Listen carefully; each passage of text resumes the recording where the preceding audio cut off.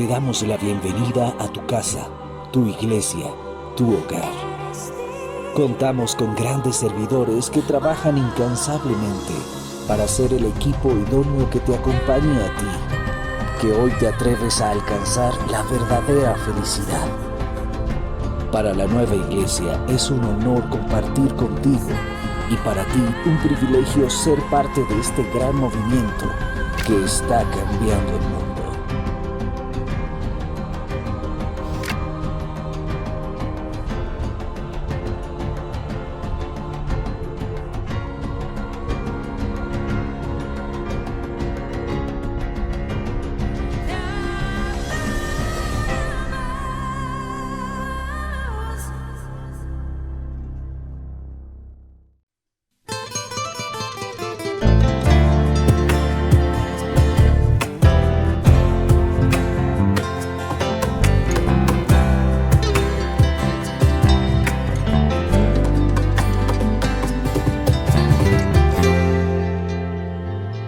Bienaventurados quienes forman parte de Dios, pues no tropiezan.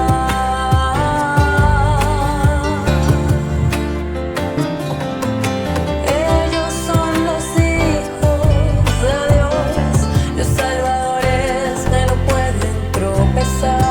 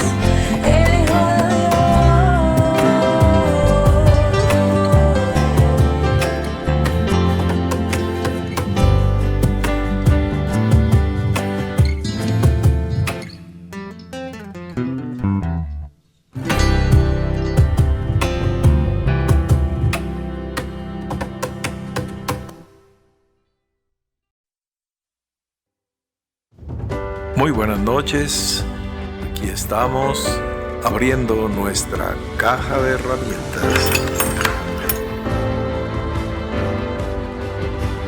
en donde encontrarás todos los elementos para restaurar o construir tu proyecto de vida y el de tu familia o el de cualquier persona que ames.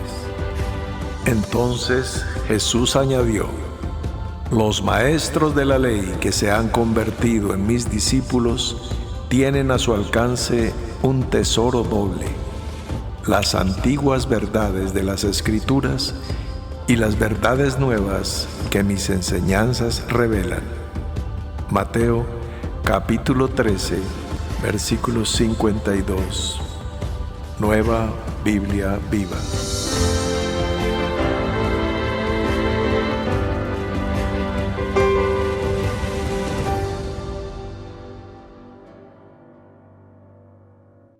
Bueno, mira qué tan lejos nos ha llevado una reflexión que empezó de manera tan sencilla a partir de la historia de un muchacho, de un jovencito alemán que de no tratar nosotros este tema nunca hubiéramos sabido ni siquiera que había existido, pero ya aprendimos hasta conocer su nombre, Friedrich Karl Berger, y saber que hoy es un hombre de avanzadísima edad que va galopante hacia los 100 años de vida. Es mucho tiempo y todo lo que sucedió en su vida es aleccionador para nosotros, es ilustrativo para tu vida, para la mía, para la de cada uno. De resto no tiene sentido que nosotros estemos investigando la vida de un soldado, de un oficial del ejército alemán, o ruso, o inglés, o francés, o japonés, o norteamericano. No tiene ningún sentido. ¿Para qué? Eso es solamente una anécdota de la vida, como son anécdotas los que nos relata la Biblia de personajes, de Abraham, de Melquisedec, de Set, Enos, Cainán. ¿Qué importa, hijo de quién, cuánto vivió, si yo no tengo arte ni parte en ese negocio? Si no tengo velas en ese entierro, no tengo nada que ver. ¿Qué importa Pedro, Pablo, Juan? ¿Qué importa si fue en Cesarea de Filipo? ¿Qué importa si fue en Jerusalén o en Samaria? No tiene ninguna importancia. Eso solo me da un conocimiento intelectual y una cultura general. Tengo una serie de informaciones para narrar, para un anecdotario, para un conservatorio. No, un conversatorio. Conservatorio es donde estudian nuestros más destacados músicos o donde han estudiado. Un conversatorio de charlar, de conversar. Pues para eso, para nada más. Pero si hay conexión vital entre el relato que se escribió, es que, óyeme lo que dice ahí en la misma Biblia, las cosas que se escribieron para nuestra enseñanza se escribieron, no se escribieron para que fueran confirmadas por la arqueología, ni por la biología, ni por la astronomía, ni por la numismática, ni por nada. Puede coincidir, puede no coincidir. El punto es para nuestra enseñanza. Las fábulas de Esopo se escribieron para nuestra enseñanza. Ahora, no estoy diciendo que la Biblia es un conjunto de fábulas como las de Esopo, no. Estoy diciendo que tiene relatos de una y otra índole, tiene la tradición oral de los pueblos que rodearon al pueblo del epicentro del relato, que es lo que conocemos como el pueblo de Israel, y cómo fue afectado por distintas culturas. Pues el mismo Abraham viene de la ciudad de Ur, de Caldea, de la Sumeria antigua. Había aprendido de su padre pues mucho acerca de la teología de los sumerios, de los caldeos. Va a Egipto el mismo Abraham. Entonces Israel toma posteriormente de los egipcios, toma de los persas.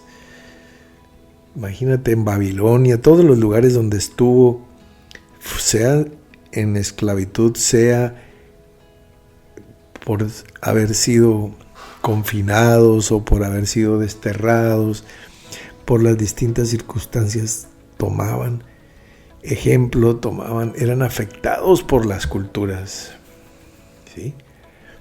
Se tomaba tiempo, eso sí, se necesitaba una cautividad de 70 años para poder ser permeado y afectado. Hoy, pues las redes sociales hacen que un video, una canción, algo se haga viral a nivel mundial en cuestión de minutos.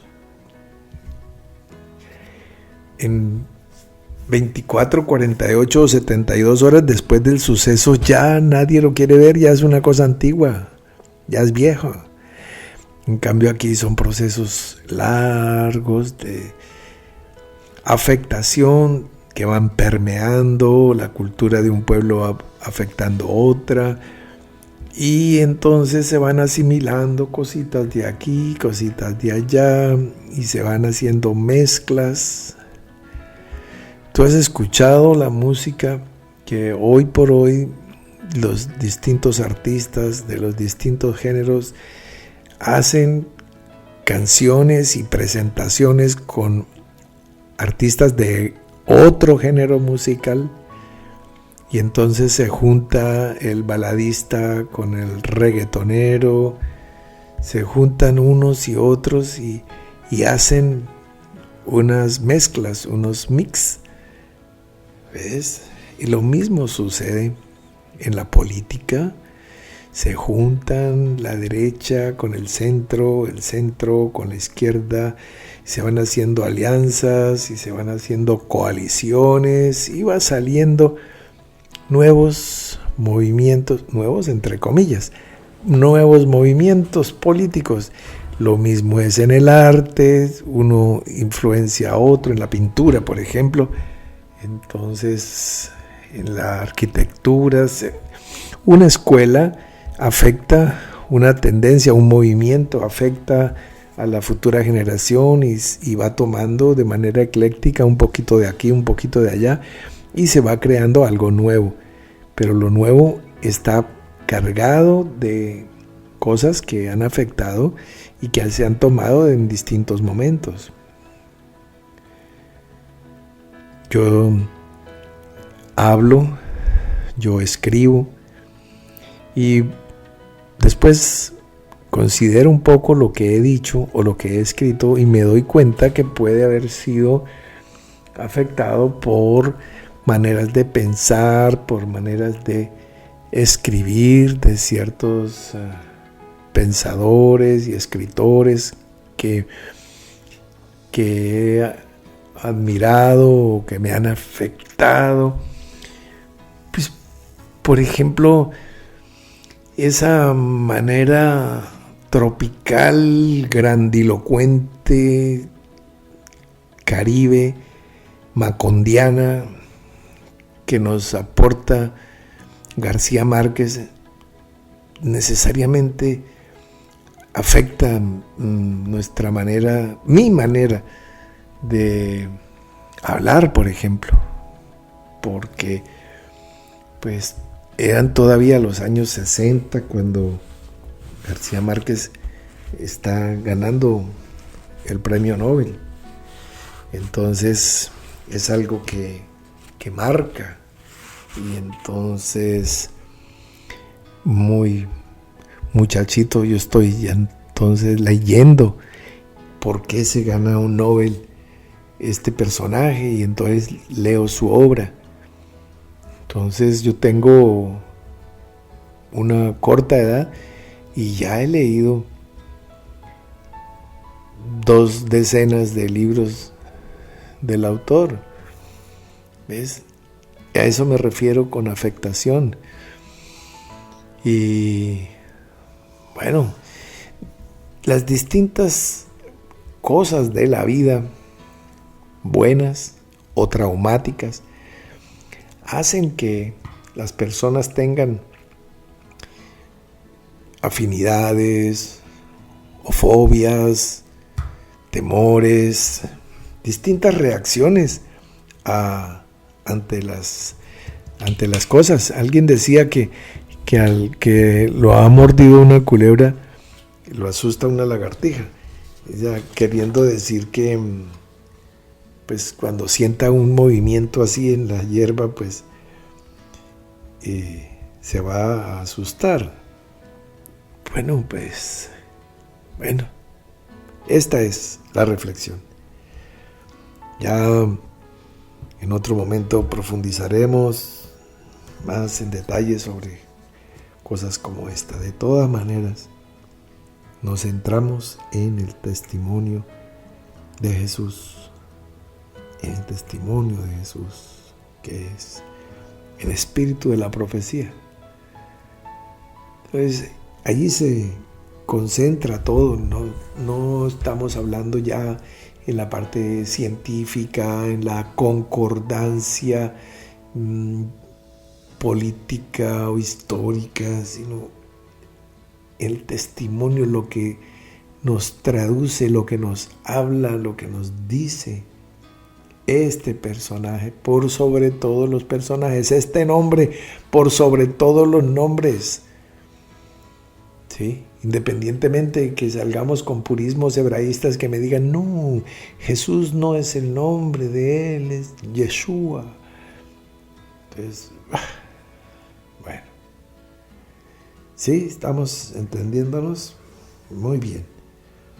Entonces, si aprovechamos cada momento de nuestra vida con intensidad, obviamente descansando, durmiendo, teniendo momentos de esparcimiento, de lúdica con nuestros hijos, con nuestros padres, con nosotros mismos, descansando bien, comiendo bien, claro, haciendo deporte, fundamental, recrearnos, la recreación es volver a iniciar el proceso de creación. Entonces, jugar con la familia, jugar parqués, jugar monopolio, jugar damas chinas, jugar ajedrez, cantar, jugar adivinanzas, mímica, cosas sencillas, no que cada uno esté con un PlayStation en su habitación, a eso no me refiero. Refiero a la parte recreativa para poder refundar la familia en torno a principios, en torno a valores. Obviamente no los va a fundar los juegos de mesa, no, es el reencuentro, es el contacto físico, es mirarnos a los ojos y es sonreír, es abrazar a tu padre, a tu madre, es abrazar a tu esposo, a tu esposa, mirarlo a los ojos, decirle que lo amas, a tus hijos, que necesitan oír eso. Hijos, tus padres también necesitan oírlo. Es eso, aprovechar el momento. Decíamos que la sociedad moderna te dice, aprovecha cada dólar, aprovecha cada peso, aprovecha cada moneda para que inviertas, para que no despilfarres, para que evites los gastos suntuarios, capitalices, para que alcances el éxito. Mira, aprovecha cada momento de tu vida, así el dólar no esté en tu mano o la moneda no esté. Por añadidura va a estar. Centrándonos en el testimonio de Jesús, ese es el punto en cuestión. Y eso te llevará a esa condición de rey, de Melec, como alcanzó David. Y si lo eres y procedes así y siembras como rey, cosecharás como rey. Y Él será, Él con mayúscula, el Señor será tu rey. Y si yo también soy rey, Él será mi rey. Y si todos somos reyes, Él será un rey de reyes, como le corresponde. ¿Estamos? Así las cosas, tu proceder será reinando sobre las circunstancias, reinando sobre el mal genio, la ira, la tristeza, la depresión, la congoja, reinando sobre lo que estés experimentando, así no sea imaginario, así no sea solamente sensacional, o sea, una sensación que tú tengas, sino que sea algo real, menosprecio, soledad, deslealtad. Si lo estás viviendo, El punto es cómo lo asumes. Si lo asumes como víctima y te victimizas y dices, miserable de mí, ¿quién me librará de este cuerpo de muerte? Es la misma frase previa a la aparición del Chapulín Colorado. Ah, ¿y ahora quién podrá defenderme? No. Esos clichés de la payasada no caben en la vida tuya, ni mía, ni en la vida de un rey no caben. ¿Ves?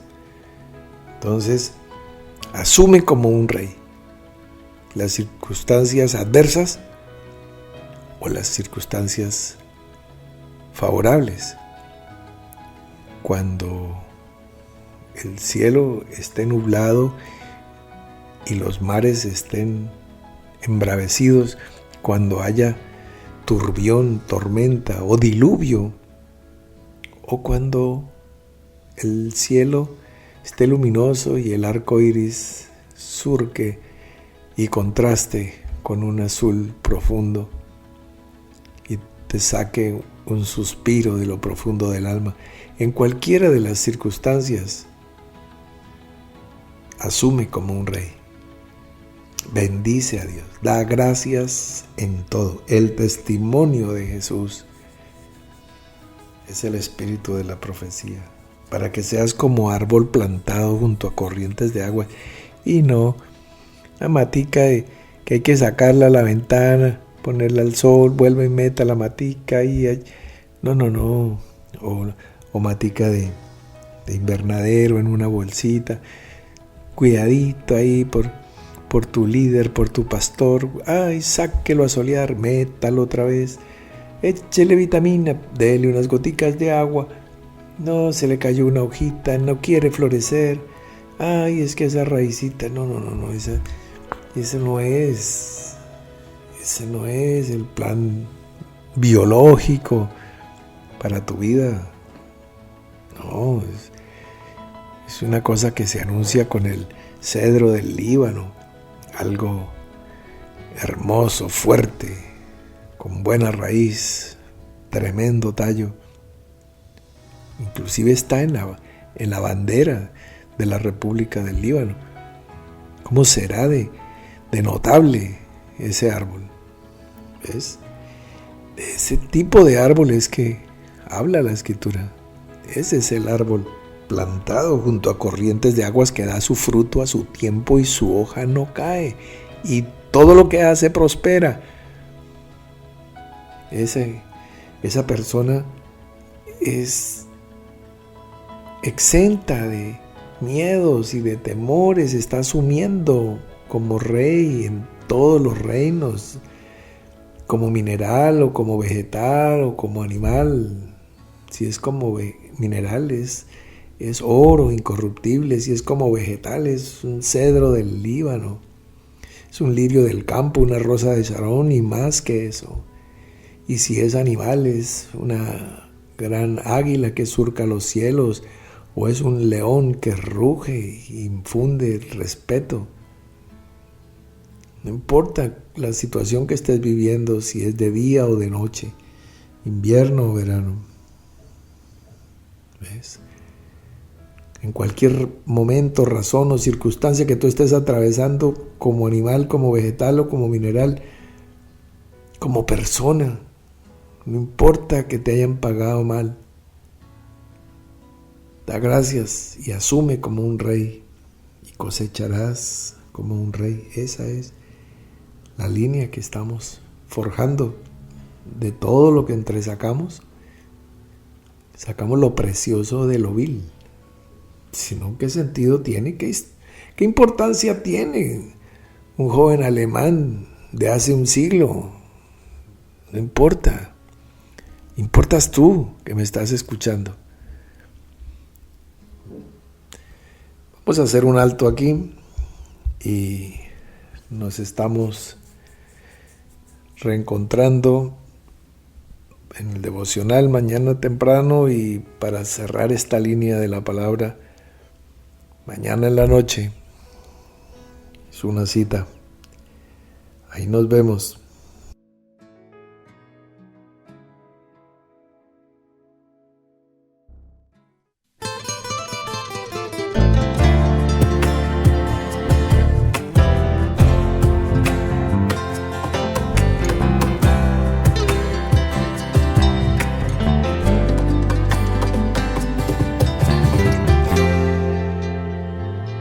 Bienaventurado